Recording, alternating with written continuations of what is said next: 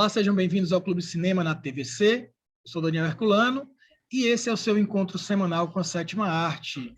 Hoje vamos conversar com o cineasta, roteirista Hilton Lacerda. Hilton, muito obrigado, seja muito bem-vindo. Estou falando aqui diretamente de Fortaleza. E você? Oi, Daniel. Primeiro, obrigado pelo convite, obrigado a todo mundo aí que está na escuta da gente. Eu estou no Recife, estou falando do Recife, estou aqui desde o início da pandemia, um pouco antes da pandemia, eu tinha saído de São Paulo e vim para cá, sempre essas duas cidades, mas agora estou no Recife, falando diretamente daqui. Vamos lá. Nasceu... Hilton Lacerda está lançando uma série chamada Chão de Estrelas, tá? Que está em cartaz no Canal Brasil e disponível em todos os seus episódios na Globoplay. E é uma série que se passa no mesmo ambiente, digamos assim, do filme Tatuagem, né? Já que podemos dizer isso. Eu queria que você... Vou deixar com você, claro, falar um pouco dessa volta aí a esse universo de tatuagem, que para mim é um filme arrebatador, um filme formidável, que eu assisti inclusive aqui no Cine Dragão do Mar, quando estreou. Bem, Dani, pessoal, vamos lá primeiro dar um pouco uma panorâmica aí sobre o que é o Chão de Estrelas em relação à tatuagem. Eu sempre costumo dizer que depois do tatuagem foi muito provocado no sentido das pessoas ficarem perguntando, pedindo, porque você não transforma o grupo de Chão de Estrelas numa série. E eu sou muito, muito reticente, sabe, Dani, em relação a isso. Assim, eu sempre acho, o filme é um filme, ele cumpriu sua função, sabe? Assim, eu não gosto muito da ideia, sabe, de espichar as coisas, aproveitar mais do que elas deviam. Mas a ideia de fazer uma série que tivesse como mote a premissa do Chão de Estrelas, que seria um grupo de teatro, assim, me parecia interessante. Então, assim, o que fica duas coisas são bem importantes que ficam ali dentro do Chão de Estrelas, que vem de tatuagem. Primeiro, o próprio nome do grupo, assim, que é tomado, esse coletivo de artistas que são reunidos ali, né? Isso é importante, porque eles pensam o cotidiano deles, os enfrentamentos, mas principalmente também a ideia de liberdade que eles defendem, e usando também o corpo, esse corpo artístico, sabe, como elemento de resistência o tempo inteiro, né? Tem um espelhamento de épocas aí, né? Já na tatuagem, para mim, por exemplo, as pessoas sempre perguntam muito sobre tatuagem, eu falo assim, a tatuagem não é um exercício de saudosismo, não, até porque eu sou jovem naquele momento para ser saudosista de 1978, né? Mas era muito mais uma assim, aberta num passado recente, quando eu tinha 13 anos, na época do que se passa o filme 78, eu tinha 13 anos, que é a mesma idade do personagem Tuca, para quem assistiu o filme, que é o filho de Clécio, sabe? Tinha um espelhamento disso, era falar sobre o contemporâneo usando essa janela no passado. E digamos que tipo o Chão de Estrelas é profundamente presente nesse sentido, assim. E é um exercício de liberdade e um exercício estético também ao mesmo tempo, assim, sabe? Que teatro é que eles fazem, o que é que eles propõem, né? Uma discussão sobre as cidades e a forma que as cidades estão sendo usadas, a ocupação urbana, sabe? Tudo isso está ali dentro, de uma maneira muito, muito, muito interessante, assim. O elenco, eu não podia dizer outra coisa, mas o elenco é formidável, assim. É uma coisa muito incrível, a direção de arte, todos os elementos estão ali. Então, nesse sentido também, no sentido de Chão de Estrelas, absorver a possibilidade daquilo que eles querem fazer com aquilo que está disponível e está à mostra ali. Ele lança mão de muitas coisas, mas a criatividade, sabe, assim, o refinamento do que está disponível, que eles usam nessas interpretações, no convívio do dia a dia, é uma das características da série, que junta bastante com essa ideia do Chão de Estrelas, de tatuagem. Eu acho que é muito, muito importante a gente falar que como é bom a gente ter um produto que fala de arte, né? Num país tão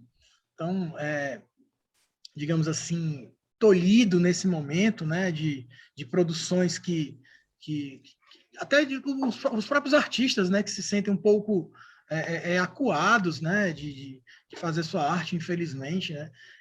De editais que não existem mais, enfim, de possibilidades que estão sendo encerradas, né? Acho que é importante a gente falar desse momento, né? E você está trazendo uma produção nova que fala de um momento tão delicado, né? No final da década de 70, mas que hoje trata muito bem da arte, né? Você está falando da arte, isso é importante a gente falar, da arte, né? eu acho que tem eu acho que todo mundo percebe isso, pelo menos as pessoas mais sensíveis, sabe? A questão é de que forma, tipo, arte e cultura estão sendo, sabe, massacradas, né, durante esse processo. Assim, existe uma, uma intenção muito clara. Mas eu acho que a arte cumpre um papel muito importante. A arte, pelo menos no sentido que acredito que seja a arte, né? A arte, ela não é apaziguadora no sentido da criação, mas ela é provocadora o tempo inteiro.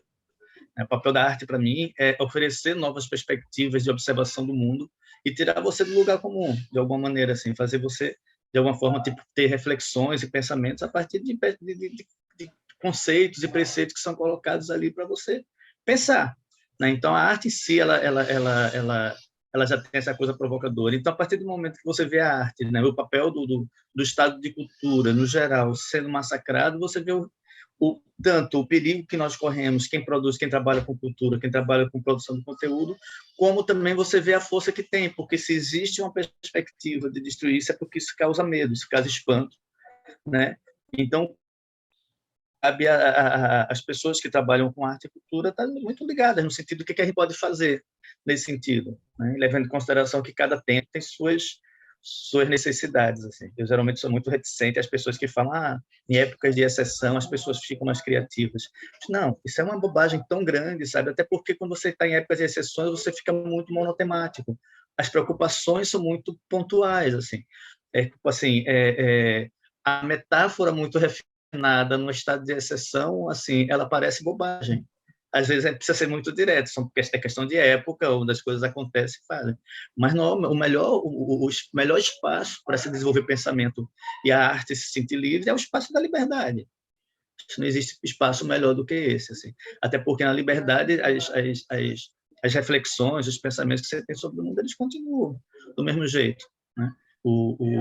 Se você pegar a experiência cinematográfica aqui, realizada em Pernambuco, como a realizada no Ceará também, que é um polo importantíssimo de produção, de pensamento cinematográfico, assim, muito importante. Esses filmes, essas peças audiovisuais, em nenhum momento elas compactuavam, elas não eram peças de propaganda, eram peças extremamente críticas à sociedade brasileira, sabe? Assim, eram peças muito, muito conflitantes, assim. Isso era por conta de, no estado de extrema liberdade que a gente estava colocando em evidência, sabe, as coisas que nos pareciam importantes. O estado de exceção que importava a liberdade que a gente tinha, e essa liberdade leva a uma reflexão e leva a linguagem, que para mim é a coisa mais importante, voltando à história, tanto de série como de filme, você mexe com isso, a linguagem, no fundo, é o que interessa para a gente. É verdade. E eu só tenho a agradecer que você tem um histórico de filmes extremamente provocadores e sensacionais. A gente vai falar um pouco disso da sua carreira aqui também, até voltar ao Chão de Estrelas, né? Que é a sua estreia nesse momento, né? Eu estou reparando que você tem um post atrás de você de um filme do Karim Ainuz e do Marcelo Gomes, que é o Viaje Porque Preciso, Volto Porque Te Amo, que é uma viagem espetacular, maravilhosa. Karim, em breve estará aqui conversando com a gente no Clube Cinema também. Você podia falar um pouco, voltando à sua carreira, Hilton, falar um pouco da sua parceria com o Cláudio Assis, com o diretor Cláudio Assis, né? Eu anotei aqui alguns, mas você pode me corrigir, né? Tem o Amarelo Manga, tem o Big Jato, tem o Piedade, é isso? Febre do Rato? Pode falar um pouco da parceria com o diretor na verdade, Cláudio Assis? todos os filmes de Claro que sim. Todos os filmes, todos os longas de Cláudio Assis e também os curtas, o curta que ele fez antes, que é o Texas Hotel, todos foram roteirizados por mim, assim. São 5 longas, né? 3 fazem parte de uma trilogia, que é o Amarelo Manga, o Baixio das Bestas, o Febre do Rato, e depois, assim, o Big Jato e o Piedade, assim.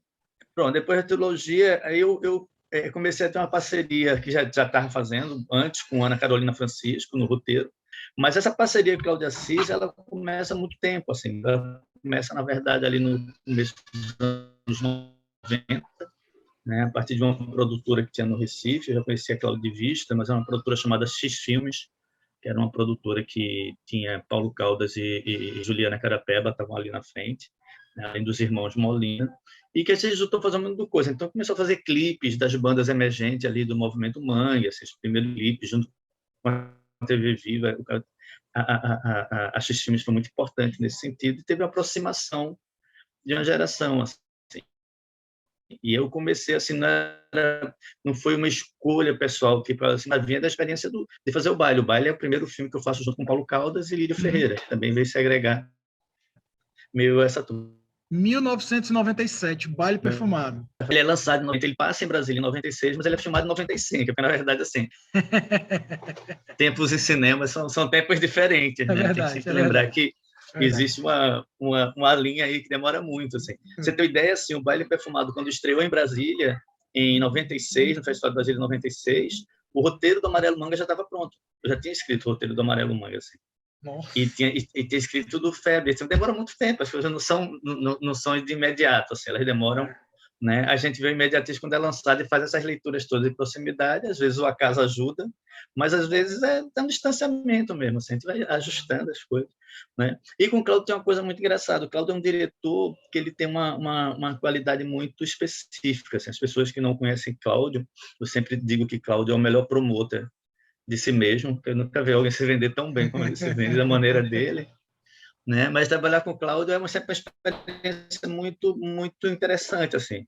Os sets, obviamente, como todo set às vezes tem problema, mas os sets geralmente, assim, no geral, são sets muito, sabe, muito intensos, sabe, assim, das coisas que as pessoas fazem, que falam, assim. E o grau de liberdade que Cláudio dá para a gente, assim, ele consegue unir um monte de gente em volta dele, em cima de um projeto, e ao mesmo tempo com um grau de liberdade muito grande, assim, é um dos diretores que ele me deixa completamente livre com relação à criação. Claro que a gente discute um monte de coisa, mas eu tenho uma liberdade muito grande, e essa liberdade me deu margem para construir essa parceria, porque aí tinha ali no diretor que, de certa forma, a gente compartilhava a mesma ideia de universo, sabe? E ele, junto com essas pessoas que vinham, estou falando dele, tudo isso em volta, sabe? Então, essa parceria com Cláudio Assis, eu não chamaria nem de parceria, quase, digamos que é muito uma cumplicidade, sabe? Assim, histórica nesse sentido desse processo, sabe? De escrever. E é uma coisa que eu geralmente gosto muito em relação aos meus trabalhos. Eu preciso ser muito cúmplice do que eu estou fazendo, assim, sabe? De alguma forma me apaixonar por esses temas, porque são para mim fica muito difícil. Eu sei que é meio ridículo falar isso, parece meio poliana, mas é verdade. Assim, Claro que eu não, preciso, né, de alguma forma, tá meio apaixonado, porque senão essa coisa de tirar isso de um processo muito muito frio somente e profissional pode até ser. Eu nunca tive essa experiência, adoraria, acho ótimo quem tem essa capacidade, mas eu sou muito reticente. Tive algumas experiências em relação a isso, não deram muito certo. Então, todos os trabalhos, mesmo que não sejam tão longevos do ponto de vista de parceria, de cumplicidade, mas todos os trabalhos que eu fiz com Kiko Goffman, com Lírio Ferreira, com Matteo Nastigali, sabe? Todos esses trabalhos eles têm uma troca muito forte ali, uma proximidade muito grande. Foram trabalhos muito vamos falar de alguns deles. Vamos pontuar aqui até a gente voltar ao hoje, né, que é o Chão de Estrelas. Inclusive, eu queria lembrar aqui aos telespectadores do Clube Cinema que o Amarelo Manga ganhou simplesmente todos os prêmios do Cine Ceará no ano que foi exibido aqui. Todos. Não sei se você lembra disso. Lembro, eu estava na entrega dos prêmios, foi meio surpreendente, assim, era quase constrangedor em determinado momento. Assim. Foi o Titanic o Senhor dos Anéis do Cine Ceará. Ganhou tudo. Mas é um filme formidável, um filme que cutuca você de uma forma, não só cutuca, eu acho que ele dá uma rasgada assim por dentro, sabe, Hilton? Que é sensacional.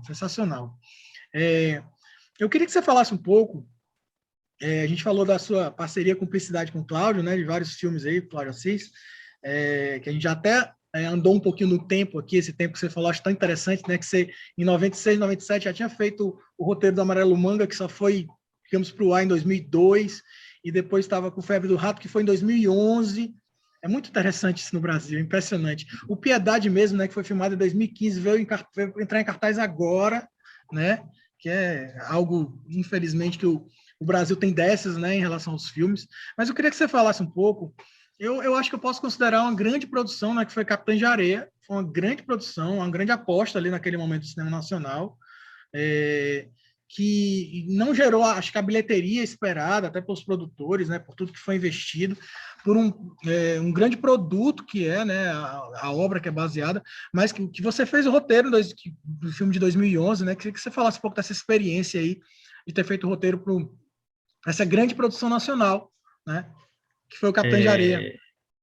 Vê só, Dani, é engraçado, tá falando essas coisas das parcerias que a gente faz, assim, porque o Capitães da Areia foi uma dessas experiências que não deram muito certo para mim. Não deram muito certo, assim, porque eu escrevi o primeiro tratamento do Capitães de Areia, mas depois eu não mexi mais no roteiro, eu me afastei do projeto. Agora, a experiência de ter escrito esse roteiro, primeiro, assim, para mim era muito excitante trabalhar com um ícone da literatura e das adaptações para o cinema, que era Jorge Amado. Então, assim, era uma coisa muito...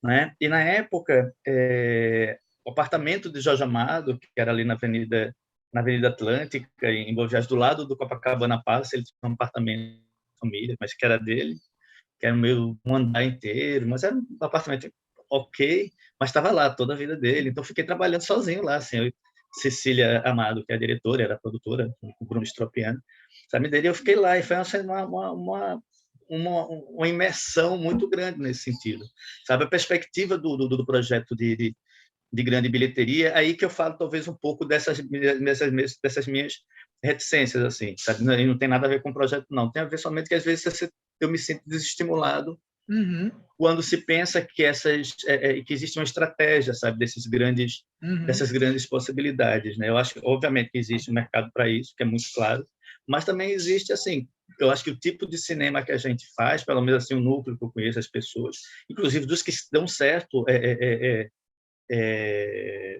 economicamente, porque não é um prazer para a gente não faz um filme para não ser visto, a gente não faz um filme para não ter bilheteria, a gente faz um filme para chegar ao máximo de pessoas, mas, ao mesmo tempo, a gente quer que essas pessoas, com políticas de distribuição e visibilidade, assim, tipo, discutam seu filme, vejam seu filme, né? E que não, talvez nem gostem. Eu sempre falo assim, as pessoas falam, o público brasileiro não vê filme brasileiro. Não vê porque não tem onde ver. É muito, você não tem janela. A gente não fez políticas de exibição e de distribuição, a gente só fez políticas de produção. Então, ficava um gargalo ali. Eu acho que a gente devia ter sido muito mais radical no sentido de popularizar. Popularizar até para as pessoas disserem, separadas assim, né? Eu vejo muito filme brasileiro e não gosto. Ok. Mas as pessoas nem veem, nem gostam, porque é uma prática conservadora, é uma prática de um olhar colonizado que não consegue entender nada que não seja a linguagem que é mandada. Então, assim, essa coisa da produção, que eu acho que é engraçado, eu queria um dia ter uma experiência muito clara em relação a isso, saber como é que funciona, né, de fato, mas assim, eu sou meio reticente. Aí, no caso do Capitães, tem um pouco dessa história, assim, não foi um projeto que eu fui até o final, não, sabe, assim, tipo, é um projeto que eu acho ótimo o resultado, mas eu não, teve hora que ele não fazia mais muita parte daquilo que eu podia propor, né? Eu acho que você pode propor até um determinado momento, senão não faz muito sentido, assim, você quando trabalha no processo criativo, isso aconteceu, não foi com o Capitães da Areia, mas com outro projeto que eu estava trabalhando, eu fiz assim, ó, vamos... Não foi um projeto que nem foi feito, é um projeto que foi escrito somente, e teve determinado momento que eu disse, cara, eu não sou uma secretária de luxo que escreve o que a pessoa quer, a gente discute as ideias, depois a gente vai escrevendo. Então, assim, é melhor você pegar alguém que tenha um perfil que seja mais nesse sentido, sabe, assim, porque assim, você abre mão de muita coisa, mas ao mesmo tempo, assim, eu até nem sei fazer isso, sabe, é muito difícil para mim, né? Não é difícil no sentido da arrogância, que eu acho que pensar é melhor, não, mas assim, obedecer às ordens de uma coisa que você não acredita, a gente passa muito tempo na vida batalhando para não ser exatamente isso, sabe, assim, para depois ficar muito passivo, sabe, em relação a essa questão. Então, assim, eu sou muito claro em relação a isso, eu gosto muito do que eu faço. Assim, obviamente que um roteiro é uma coisa, uma peça abstrata, não é a mesma coisa de um filme. Mas para quem é roteirista, sabe, quando está escrevendo um roteiro, ele está fazendo um filme na cabeça da gente, porque acha que a gente tem entrega, observação, construção dos diálogos. Então, assim, aí você começa a trabalhar numa coisa que te dá prazer, onde esse prazer não está aparecendo, é muito ruim. Mas é muito importante essa fala, né? Eu falei há pouco tempo com o Heitor Dália, né, outro diretor, e ele falou também, né, de uma experiência ruim que ele teve lá em Los Angeles, né, ao filmar o 12 Horas, que é uma produção hollywoodiana, e que ele estava de mãos atadas, enfim, e que é aquela coisa, né, a gente tem alguma coisa positiva que você tira dali, mas só você ter estado naquele ambiente para fazer o primeiro tratamento do roteiro, acho que foi algo fenomenal, né? tá ali naquele meio de Jorge Amado. E fica assim esse registro, é importante você falar desse registro, não só de até onde você foi, né, do projeto, que é muito importante, e também da questão da distribuição, né, nacional, que você fala, da janela deficitária do cinema nacional, né, e que hoje que seria muito importante que a gente tivesse um pouco mais de janela, assim, né? A gente tem uma obrigatoriedade dos cinemas, acho que uma semana ou duas exibir um filme, e às vezes a gente vê os cinemas colocam o filme no horário de meia-noite, de 11 horas, só para cumprir tabela, né, Ailton? E a gente não tem exatamente aquele filme sendo exibido, né? Isso, infelizmente, isso ocorre no Brasil, né? Isso eu acho isso sim uma coisa muito grave no sentido de entender, sabe assim, o acesso que você tem, isso como um bem artístico, bem cultural, isso acho que acontece em todas com todas as pessoas que trabalham com arte. As janelas são muito pequenas assim. Eu sempre dizia que o Brasil parecia uma ótima reserva de mercado dos outros, sabe assim. Né? E a gente está falando também de coisas muito graves, assim. Graves que eu digo, existe uma questão de interesse, também interesse geral que eu falo é o que significa cinema, o que significa audiovisual, o que significa indústria do entretenimento, que é onde o cinema se coloca nessa linguagem, né, corporativa, que mesmo que você não faça parte desse cinema de entretenimento, basicamente, mas ele é colocado nessa indústria. E hoje em dia ela se eu não me engano, a segunda maior indústria do mundo, né? Ela só perde para a indústria da guerra, a indústria bélica, né? Aqui era de segundo lugar era a indústria do automóvel, mas acho que a partir de 2005 ela perde esse lugar para a indústria de entretenimento, que estou falando de cinema, games, produtos para celular, tudo isso assim gera muito dinheiro, das internet da vida, gera uma quantidade de capital assim que é avassalador. Então assim, tudo que faz parte desse universo está sendo captado muito rápido, né? Para você ver a questão do tempo, assim, você vê, vou usar dois filmes de exemplo que eu trabalhei, que é o Baile Perfumado e o Amarelo Manga, que são dois filmes mais iniciais ali, e a gente trabalhava com cópia, né? Se você tinha as cópias dos filmes, tanto o Amarelo Manga como o Baile Perfumado tinham 9 cópias. 9 cópias que foram feitas, que é o que dinheiro dava. Fazer uma cópia significa que são 8 rolos, é caro, dispendioso. Então, assim, com 9 cópias, levando em consideração as exibições, tanto que os filmes demoravam a chegar. Então, ele passava em Rio, São Paulo. Até ele chegar no Amazonas era um ano, porque ele ia passando e as cópias iam envelhecendo. Então, geralmente, quem morava no outro polo vinha as cópias já mais esgaçadas, porque não tinha dinheiro para fazer. Você não saía como as pessoas saíam com 400 cópias, sabe? E você com 9. Mas com 9 cópias, o Baile Perfumado e o Amarelo Manga fizeram uma média de 150 mil espectadores pagantes. Excelente. Era muito bom. Você tem uma ideia, hoje em dia, você tem uns filmes assim que tem um investimento muito grande no sentido da janela, da perspectiva, e fazem uma bilheteria muito pequena, muito reduzida, porque as janelas foram se fechando. O Cartola mesmo, está vendo aqui o Cartola, que é o documentário que a gente realizou, Música para os Olhos. 2007. Né? E era um documentário, que nem documentário, é muito mais um exercício de linguagem a partir de um personagem que a gente fala, assim, sabe assim, que era a ideia do Cartola, mas o Cartola fez, tipo, 100 mil espectadores. E o Cartola, ele, ao contrário dos outros filmes, ele não teve película. E na época do Cartola, tinha mais cinema em película no Brasil do que só tinham 14 salas que eram digital. Então, basicamente, a gente fez com poucas salas digitais num documentário, né? A gente foi, acho que no ano do documentário mais visto no Brasil, e dentre todos os filmes nacionais ele ficou entre os 10 primeiros, acho que ficou entre 7º ou 6º lugar, mesmo não sendo documentário ou ficção, juntando todos eles. Então, são umas motivações externas que existiam, que elas se fecharam cada vez mais, cada vez vai ficando menor, que os streams também reduzem muito essas janelas, vão ficando muito egoístas, sabe assim. E toda vez que eu falo de janela egoísta é porque a gente está correndo o risco de perder o domínio de linguagem. Então, a gente vai para o intervalo e daqui a pouco a gente volta para falar mais dos seus filmes já, do Tatuagem para cá, tá? De 2013 para cá, até chegar no Chão de Estrelas de novo, que é a estreia no momento do Canal Brasil. Você está no Clube Cinema na TVC e a gente volta já.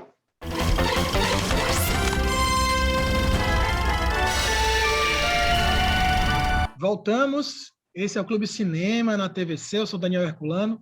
Estamos conversando com o Hilton Lacerda, direto de Pernambuco, diretor roteirista. Muito obrigado de novo, Hilton, por estar com a gente aqui no Clube Cinema. O Clube Cinema que tem o apoio cultural do Clube Box, o primeiro clube de assinatura de cinema e literatura do Brasil, tá? Que sempre aposta na mídia física. E hoje a minha dica é O Som ao Redor, tá? Do Kleber Mendonça Filho, um dos filmes da minha prateleira aqui. Tenho também o Aquários, tenho também o Bacurau, tá? Mas a dica de hoje é O Som ao Redor. Acho que é o filme que menos fez sucesso, digamos assim, do Kleber, né? E que merece muito ser visto também. Hilton, Clube Cinema, né? Como eu falei, tem apoio cultural do Clube Cinema. A gente que aposta na mídia física, né? E todo mês esse clube aqui de Fortaleza envia para todo o Brasil uma caixa com filme, livro, camiseta, sempre DVD ou Blu-ray. E é importante, né? Mandar livro também. E daí dá uma dica para a gente de um filme que você tem na sua prateleira e você sempre está revendo ou diz assim, olha, você precisa ver esse filme. Vamos lá. Na verdade, eu tenho um vício muito grande de ver e rever filmes, né? Assim, eu acho que essas mídias físicas possíveis, assim, ela é muito boa, especialmente quando você quer rever esse material. E, obviamente, tem algumas coisas que eu revejo com certa frequência, né?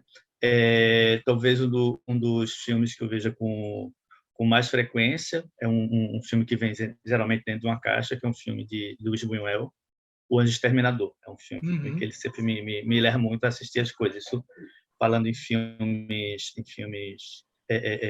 de uma visão mais internacional, né? E no Brasil, assim, eu gosto muito de rever algumas coisas que me dizem muito respeito, sabe, assim. E eu fico muito doido, assim. Você falou agora do Som ao Redor, filme sensacional de Kleber, e eu acho que tem uma coisa que é importante falar, que agora de mídia física foi lançado uma caixa com os roteiros dos filmes do Som ao Redor, do Aquário e do Bacurau. Isso. Companhia das Letras. Companhia das Letras lançou o livro, verdade, dos 3 roteiros.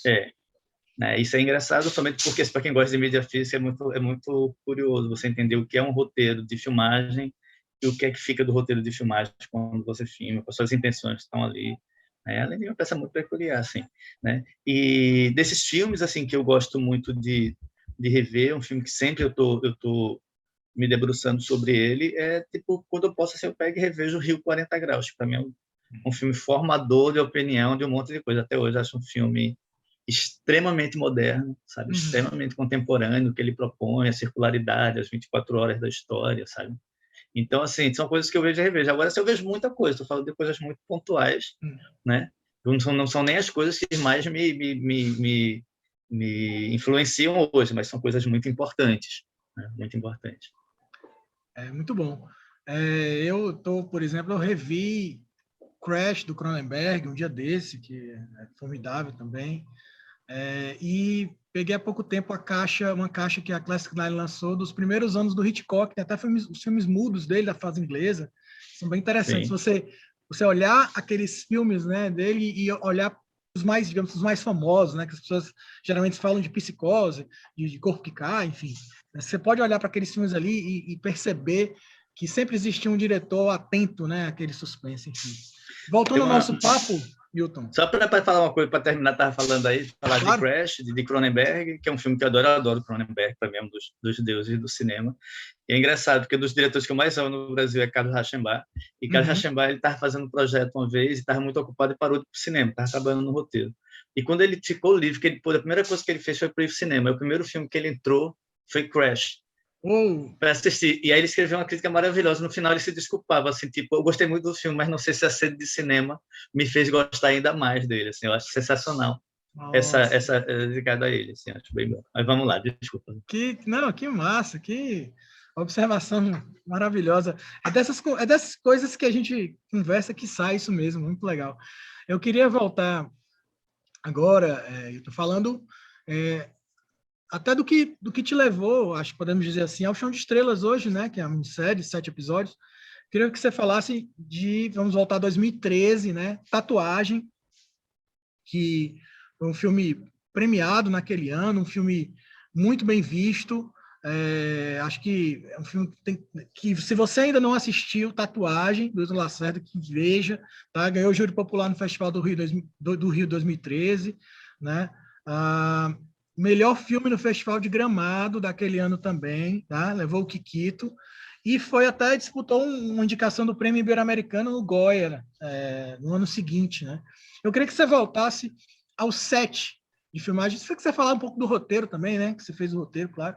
Como foi esse processo de fazer o Tatuagem e de levar ele às telas? Vamos lá. Primeiro, assim, o Tatuagem é um projeto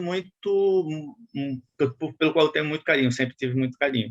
Né? Eu sempre falo, quando eu posso discutir sobre tatuagem, as pessoas perguntam como é que veio a ideia do tatuagem, surgiu a ideia do tatuagem. Obviamente que, na minha cabeça, pelo menos, às vezes você lê uma história, você vê alguma coisa que te incita, mas, para mim, não raro, assim, tem algumas coisas que me incomodam e eu fico procurando, assim, qual o tema que eu posso tocar nessas coisas que me incomodam, sabe?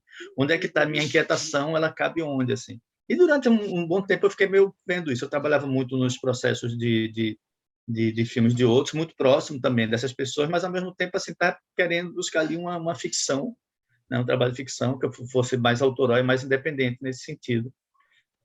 E numa conversa que eu tive com um amigo meu, falando, sabe, sobre coisas possíveis. A gente começou a conversar sobre janelas de tempo, ele começou a falar sobre o Vivencial Diversiones, né, que é um grupo de teatro que teve aqui no início dos anos 70, que se estendeu até o final dos anos 70, também anárquico, muito reconhecido na cidade. Então, assim, na hora que a gente começou a conversar, né, abriu uma janela assim, na minha cabeça, disse, cara, todos os meus incômodos poderiam estar nesse tempo.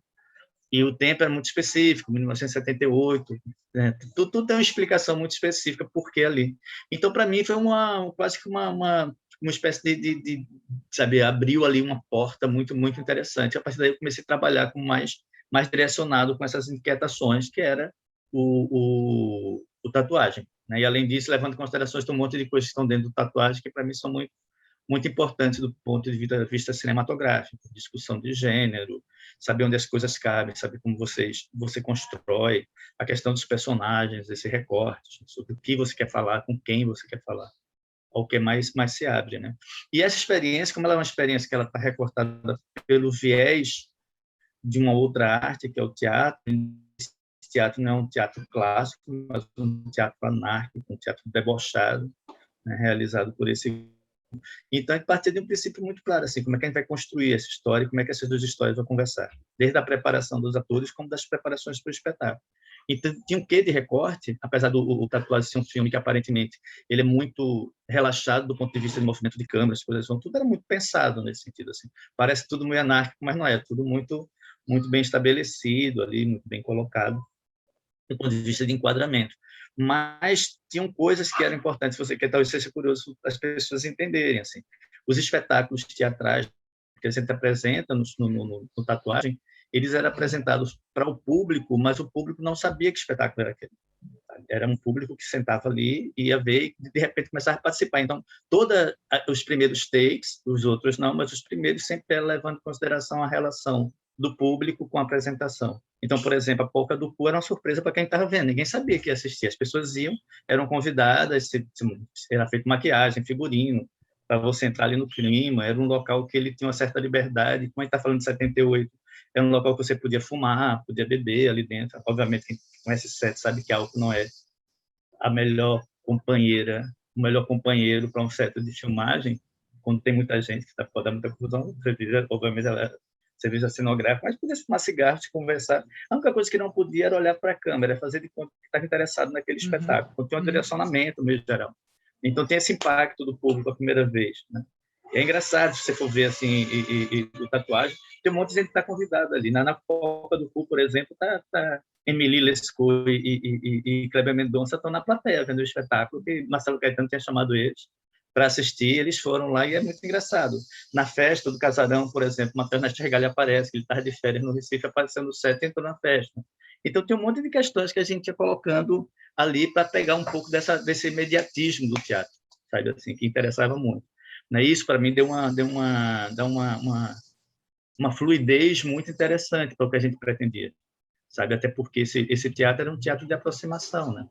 E esse filme também queria ser essa cama invasiva, a relação dos corpos também, a relação a gente não trabalha, por exemplo, foi uma decisão tomada muito claramente, assim, as cenas de sexo, elas nunca são filmadas no sentido das câmeras estarem tão próximos daquele corpo, que aquele corpo vira uma abstração sedutora. Não, a gente queria que os dois corpos aqui desenhassem o sexo, sabe? Assim, tivesse ali diante da câmera, os dois corpos, os vários corpos, que tivesse ali presente. Mas era importante que isso não fosse um jogo de proximidade, onde deixava isso hipoteticamente mais sedutor, na minha, mas são primordiais às vezes para entender assim o que é que vinha ali envolto nesse universo do tatuagem.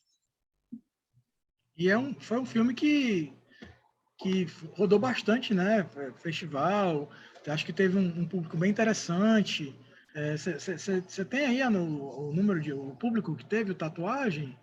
Eu sou, assim, eu não vou lembrar. Assim, eu me lembro que na época, eu acho que é uma coisa, quase 60 mil espectadores, ou 60 mil espectadores de bilheteria, né? Não sei quanto de festival, nem de outras apresentações, que era muito grande. Mas naquele momento era considerada a bilheteria excelente. Sim. O que eu achava, e eu achava ruim isso, porque também começou a se acostumar também com as bilheterias menores, nesse sentido, desses acessos menores, né? Então, 60 mil já era uma bilheteria muito interessante. Os filmes próximos ao Tatuagem, na época, estavam fazendo uma média de 20 mil, 15 mil espectadores.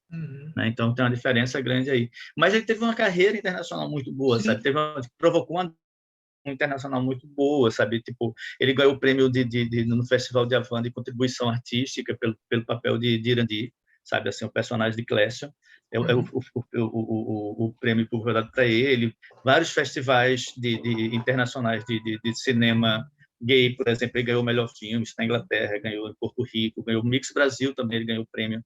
Sabe? Assim, aí teve Gramado, que levou um monte de prêmio. O Festival do Rio também levou vários prêmios. E pelo mundo afora, assim, ele virou meio uma... Tem as pessoas que adoram, assim, me lembro que agora, durante a pandemia, um monte de gente que tinha assistido 3 vezes durante a pandemia para formar a pandemia num momento mais interessante, sabe? E isso, para mim, é muito gratificante, ficar ouvindo isso, e saber também as coisas termina alimentando, sabe, ali para frente. Em consideração que esse processo que eu falei, estou falando no processo solitário, esse processo envolveu uma discussão muito grande, sabe, com Renata Pinheiro na direção de arte, sabe, com Ivo Lopes na fotografia, sabe, assim, eu quase não sei mais trabalhar sem Ivo, assim, também e é importante você falar, aqui para Ivo. Para Renata eu nem falo, porque Renata tem uma vida... Perdão, não vou falar de Renata, porque Renata nem comento muito, como ela é uma diretora, já está no outro nível, você adoraria que ela trabalhasse comigo, mas acho que ela está trabalhando muito bem com ela, e ela é muito sensacional. E Ivo, assim, quando a gente trabalha, ele fez o Chão de Estrelas também, é fotografado por Ivo, sabe? Por Ivo Lopes e por Van, sabe? E Leandro, que é a equipe deles. E aí que eu ia puxar essa questão que você falou da direção de arte, da importância, né, do filme para isso, da teatralidade, do mise-en-scène, né, que o filme proporciona, né, que é muito importante. E isso é levado para o Chão de Estrelas também, né? Eu queria que você falasse esse salto que existe, mas não só um encontro, né, que existe desse visual, dessa questão que é muito importante de você ter essa minissérie, né, que é Chão de Estrelas também. Uhum. Tem uma coisa em relação ao que você vê, o ambiente, que para mim sempre, desde o roteiro, é muito importante. Assim. Você pegar um roteiro de pesquisa, você vai ver que ele perde muito tempo descrevendo ambientes, porque acho que os ambientes descrevem, não é que o ambiente tem que ser igual, mas você, quando está lendo, você percebe onde aquela história está, vamos dizer, tá enlatada, sabe? Tá colocada. Então, isso para mim sempre eu tenho muito cuidado. Assim. Isso você vê tanto no Tatuagem, que você trabalhar nesse ambiente, que era um ambiente extremamente simbólico e muito forte do ponto de vista alegórico do que representava, que é esse teatro, e esses personagens que têm a vida dentro do teatro e têm a vida fora do teatro. Então, você tinha um cotidiano do dia a dia que toca ali, e, de repente, esses personagens transformados pela arte, que é quando você está em momento de abolição, ali, de aparecimento. Agora, obviamente, levando em consideração que esses momentos são momentos de um teatro de periferia, não de periferia no sentido que é de subúrbio, de periferia porque ele não está no centro dos acontecimentos. Então, era uma leitura de uma época feita a partir de uma crença na arte, mas interpretada por pessoas que iam além do cânone oficial, sabe? Não era o teatro oficial, era um teatro que queria mais, né? Tem uma frase de Clash que eu sempre digo que é meio a cara dele, assim, ó, primeiro a gente entra com a navalha, depois as pessoas vêm com a gramática, sabe? Ou seja, primeiro entra com a violência, depois as pessoas que expliquem. Né? Mas é meio isso, e no Chão de Estrela isso está muito presente, assim, como o Chão de Estrela se passa é contemporâneo, se passa nos dias de hoje, eles lançam mão de outras coisas, então a questão de projeções, as coisas tecnológicas, elas estão muito imbuídas ali, tipo de transmissão, de projeção que é feita em cima dos personagens, mas a ideia continua sendo basicamente a mesma, que é as gambiarras criativas que esses dois grupos fazem para conseguir o que eles pretendem, né? Tem uma frase do Chão de Estrelas que está ali no primeiro episódio, assim, posso falar que não tem nada a ver, mas é um dos personagens que é Ícaro fala de um fio de peruca eu faço, não, de um fio de cabelo eu faço uma peruca. Então é mais ou menos isso, assim, de um fio de cabelo, o Chão de Estrelas, tanto no tatuagem como na série, eles fazem uma peruca, quando eles podem, estão fazendo perucas. Mas é muito bom, viu, Ito, ver você falando do projeto com um sorriso, como você fala, eu preciso me apaixonar pelo projeto, eu preciso, né, gostar do projeto e estar com ele. E não tem nada de brega ou poliana nisso, não. Isso é muito bom. Então, é muito bom ver isso em você, entendeu? Que você realmente está feliz com o projeto, com o Chão de Estrelas, né? São 7 episódios, né? Já está disponível na Globoplay, se você quiser ver todos os episódios, né? E será que você percebe aí que existe cancha para uma segunda temporada? Já pensa nisso ou tá de boa? Deixa estrear, deixa o pessoal absorver aí o Chão de Estrelas? A gente, assim, obviamente, assim, quando a gente faz uma série, assim, as próprias emissoras ficam muito preocupadas. Às vezes você faz série que é somente uma temporada. Estou trabalhando numa série próxima, que parte de escrita, mas ela é para ser só uma temporada. Se ela tiver uma segunda temporada, ela é consequência do que foi montado da primeira, mas ela não foi feita para ter 3 temporadas. Geralmente você faz isso seguido, né?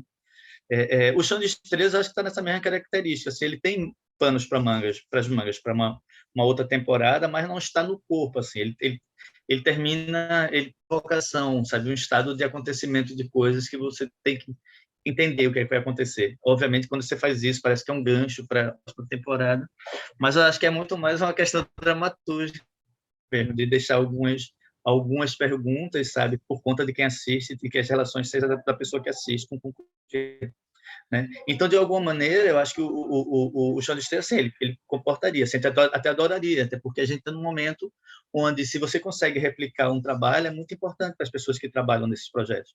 Né? A gente está falando das coisas aqui, quando a gente fala, às vezes, desse massacre da cultura, a gente parece que está falando somente de um processo criativo, a gente não está falando de um processo criativo, está falando de uma cadeia produtiva que estava com mais de 300 mil pessoas ligadas à produção de audiovisual no Brasil. Então, assim, a quantidade de pessoas que você conhece que são técnicos, sabe, que são maquinistas, iluminadores, que agora, sabe, estão penando para conseguir um trabalho depois de um momento muito forte de produção, é muito triste, assim. O golpe nessas questões culturais e artísticas, ela se dá quando você quebra as pernas financeiras, a perna financeira disso. Aí é muito triste, porque você vai para um lugar que é preocupante. Então, se você consegue replicar uma série nesse sentido, é sinal de que você vai conseguir abarcar também outra vez esses profissionais, que se repita muitas vezes, que um projeto não vai salvar ninguém, mas que se repita muitas vezes, sabe? Aí eu acho que é uma coisa que, sim, eu acho que é bem importante que tivesse, estaria preparado e estaria esperando por isso. Não é um propósito, mas sim, está esperando que isso aconteça. Que bom. Queria, para a gente finalizar a nossa conversa, está chegando ao fim, eu queria... Você tem um filme pronto, Fim do Mundo, é isso? Está pronto esse filme? Está em pós-produção? Não, vamos lá. Eu fiz o Fim de Festa, Fim de Festa, depois do Tatuagem. ok. Fim de Festa, inclusive, ele foi tá em mídia lançado... física já está em mídia física, né? Física já. Ele foi lançado no cinema, mas logo depois teve que fechar, que ele coincidiu. Uma semana depois a pandemia fechou todos os cinemas, então depois você terminou indo para os streams. Lembro bem. Mas o Fim do Mundo é uma série também, é uma série da TV Canal Brasil. Ela já foi para o ar, né? Durante a exibição do Chão de Estrelas, a série Fim do Mundo vai ser repetida dentro do Canal Brasil, assim como a Lama dos Dias 2 também, a Lama dos Dias 1 também vai ser repetida. Então vai ter uma overdose de séries. Quem quiser ver Fim do Mundo, quiser ver o Fim do Mundo e o Lama dos Dias vão estar disponíveis durante esse processo de exibição do Chão de Estrelas. Que bom, é que eu ia perguntar exatamente isso. O Lama dos Dias, você falou lá no começo da nossa conversa que teve uma importância muito grande na produtora de Recife em lançar nomes, né, de fazer videoclipes e tudo, e tinha esse movimento Mangue Beat, e o Lama dos Dias mais ou menos se coloca nesse momento, não é isso? A ideia do Lama dos Dias, quando a gente pensou, eu e Helder, que é de Dolores, né, que criou o projeto, a gente ficava criando assim, queria falar de um momento, mas não queria falar do momento como biografia de, sabe, porque a gente viveu muito ali. A gente fez a capa da Lama ao Caos, é feita por Helder e por mim, por dizer Dolores e por mim. Toda a arte, os primeiros clipes foi a gente que fez com a dupla Dolores e Morales. Então tem um monte de questões que estão meio ali atrás do que a gente estava fazendo. E falar sobre isso de uma maneira ficcional, mas que tem a realidade como, sabe, para mim é muito difícil, assim, falar de pessoas muito próximas, assim, eu não sei falar das pessoas, tem que ser seus defeitos, suas qualidades, e a gente achou que melhor, cara, porque a gente não cria uma nova turma, uma banda, como se fosse a terceira banda do Mangue naquele momento, que era uma possível banda, que era Psicopata. Então, todo o Lama dos Dias, você vai acompanhando o desenvolvimento que está acontecendo naquela turma central, mas essa turma como uma turma periférica que vai acompanhando, que é o encontro desses meninos da universidade com o pessoal da periferia, a construção da ideia do que é clipe, a discussão de conteúdo, assim, é um momento muito específico, né?